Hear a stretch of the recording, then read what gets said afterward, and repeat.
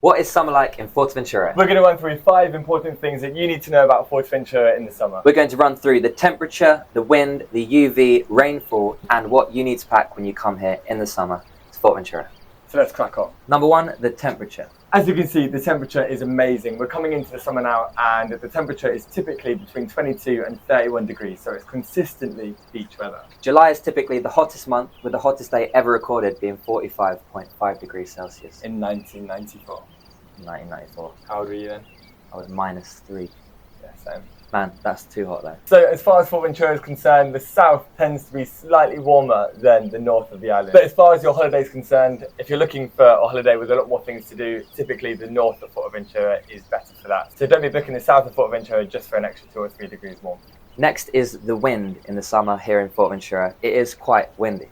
Yeah, I'd say it's windier than most places, but I don't think that's something that can put people off, because a lot of people that I speak to, and myself included, it's actually a benefit, because if you have overwhelmingly hot days where you need a rest, you need loads of water, you just can't take it anymore, the wind is actually a blessing in disguise, because sometimes it just cools you down. It is, but then it also has the double negative. Like, it's got the positive, but then the negative of getting sunburnt if you don't feel the heat. So True.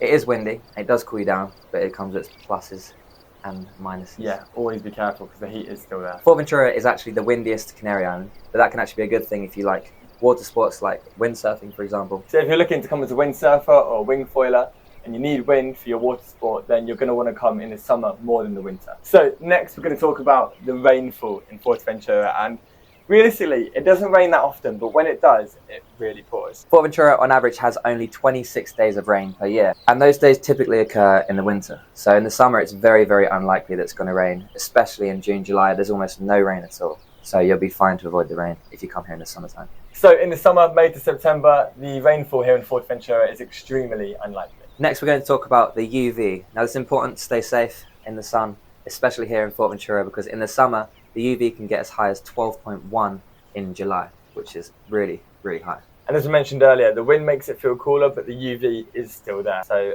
make sure you're wearing your sun cream, because you can get caught out by that. Yeah. What's the weirdest burn you've ever got? I mean, in the height of lockdown, I was naked sunbathing on the reef at one point. Yeah, that was not pretty. Do I need to go any further? Don't go further that one. But I remember your burn when you came here for the first time and you had your knees. That was ridiculous. That was ridiculous. I mean, Maybe that's put a picture it's on the not a screen. weird burn, because that is just that I was wearing shorts. It's gone down from my knees, man. It was just hilarious. It was just hilarious. It was hilarious. Anyway, let us know in the comments your weirdest burn. I'm looking forward to the weirdest burn. So to round off this video, we're going to recommend a few things that you should put in your suitcase if you're coming to Fuerteventura for the summer. So we really recommend that you bring sun cream if you have hold luggage, because sun cream here is quite expensive. And in England, it's so much cheaper. Like, you're getting like Poundland and stuff. Yeah, exactly. Whenever we have like family or friends come over, like one of the things that they'll bring for us, especially Izzy's mum, she's amazing at this, she just brings over sun cream in the whole bag, because it's like gold dust over here. In fact, guys, if you want to bring a sun cream, that would be really appreciated. Worst case scenario, if you can't pack it and you have to get it here, fair enough.